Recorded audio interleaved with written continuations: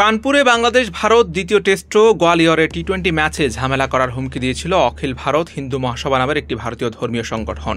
তবে বাংলাদেশ ক্রিকেট বোর্ডের সভাপতি ফারুক আহমেদকে বাংলাদেশ দলের নিরাপত্তার ব্যাপারে আশ্বস্ত করেছেন ভারতীয় ক্রিকেট বোর্ডের সেক্রেটারি জয় শাহ। ভারত সফরে বাংলাদেশি ক্রিকেটারদের সর্বোচ্চ নিরাপত্তা দেবে ভারত সরকার। ভারতীয় সংগঠনটির ওই হুমকি নিয়ে বিসিসিআইও সতর্ক বলে জানিয়েছে, তবে তারা কোনো নিরাপত্তাজনিত শঙ্কা দেখছে না। বৃহস্পতিবার বিসিবি দপ্তর থেকে বেরিয়ে যাওয়ার সময় নিয়ে কথা বলেন বিসিবি সভাপতি। ভারত সফরে ক্রিকেটাররা সর্বোচ্চ নিরাপত্তা পাবেন বলেও নিশ্চয়তা দিয়ে ফারুক আহমেদ বলেন, বিসিসিআই এর সচিব জয় শাহ, যিনি আগামী ডিসেম্বরে আইসিসি চেয়ারম্যানের দায়িত্ব নেবেন, তার সঙ্গে আমার কথা হয়েছে।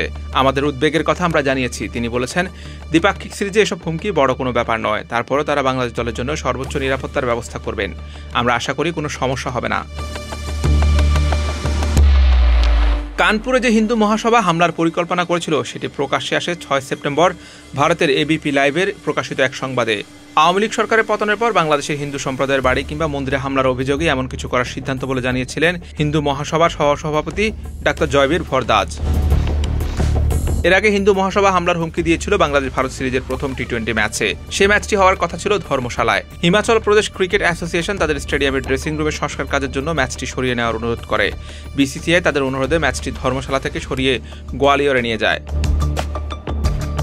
বাংলাদেশ দল 15 সেপ্টেম্বর ভারত সফরে যাবে। 2 ম্যাচের টেস্ট সিরিজ সহ 3টি টি-20 খেলবেন নাজমুলরা। 19 সেপ্টেম্বর চেন্নাই শুরু হবে সিরিজের প্রথম টেস্ট। কানপুরে দ্বিতীয় টেস্ট শুরু হবে 27 সেপ্টেম্বর।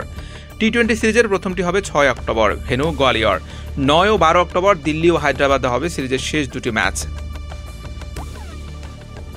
সফরের দ্বিতীয় টেস্ট ও প্রথম টি-20 নিয়ে অখিল ভারত হিন্দু মহাসভা নামে ধর্মীয় সংগঠনটি হুমকি দিয়েছে।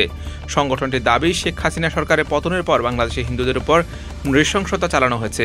সেখানে হিন্দুদের উপর হওয়া অত্যাচারের প্রতিবাদ করতে বাংলাদেশ ভারতের মধ্যে 2টি ম্যাচ বাতিলের আহ্বান জানিয়েছে তারা। গোয়ালিয়রে প্রথম টি-20 ম্যাচটি বাতিল না করলে পিচ কুপিয়ে নষ্ট করার হুমকি দিয়েছিলেন হিন্দু মহাসভার সহসভাপতি জাভিয়ের ভরদাজ। হুসাইন আরমান, বিটি ক্রিক টাইম।